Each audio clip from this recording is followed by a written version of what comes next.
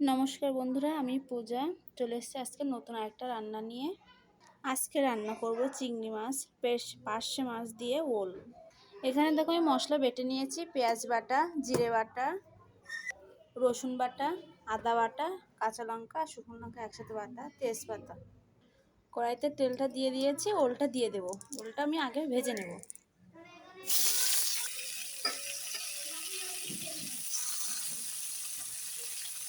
আমি ওল নিয়েছি, সাথে একটা আলুও নিয়েছি। ওলটা অল্প ছিল তো। আমি আগেই মাছগুলো ভেজে রেখেছিলাম। এই দেখো মাছগুলো আমার ভাজা হয়ে গেছিলো আগে। ফোড়নে দেবো গোটা জিরে,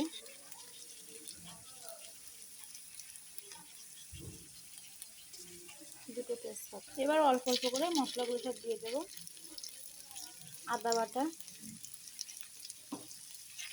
রসুন বাটা, পেঁয়াজ বাটা, অল্প কটা গোটা রসুন, লবণ, হলুদ দেব,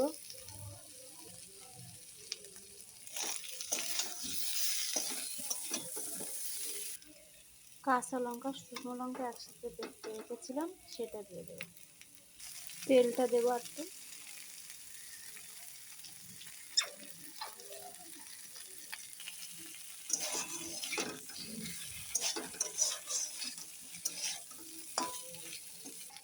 ধনে গুঁড়া, জিরে গুঁড়া, অল্প একটু জল দেবো। মশলাটা কষাবো এই জলটা অল্প অল্প করে। মশলার কাঁচা গন্ধটা এবার ছেড়ে দেবে। অল্প অল্প অল্প জল দিয়ে কষালে চিংড়ি মাছটা দিয়ে দেবো। এবার জল দিয়ে দেবো। ওলটা আমার আগে থেকে সেদ্ধ করে রাখা হয়নি, এবার ঢেকে দেবো। ওলটা যাতে সেদ্ধ হয়ে যায় তাড়াতাড়ি। দেখো ঢাকনাটা তুলে নিয়েছি, আমার ঝোলটা ফুটেও গেছে। এবার মাছগুলো দিয়ে দেব। মাছগুলো দেওয়া হয়ে গেছে, আমি আবার ঢেকে দেবো। বেটে রাখা জিরেটা দিয়ে দেবো। এই যে জিরেটা,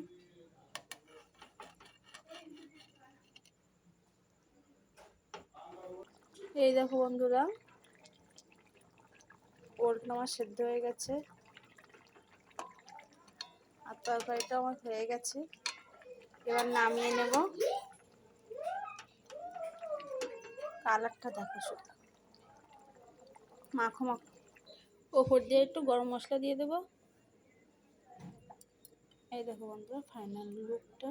তরকারিটা দেখতে কতটা ভালো হয়েছে। যদি আমার রান্নাটা তোমাদের ভালো লেগে থাকে লাইক করো, কমেন্ট করো, শেয়ার করে দিও। ধন্যবাদ।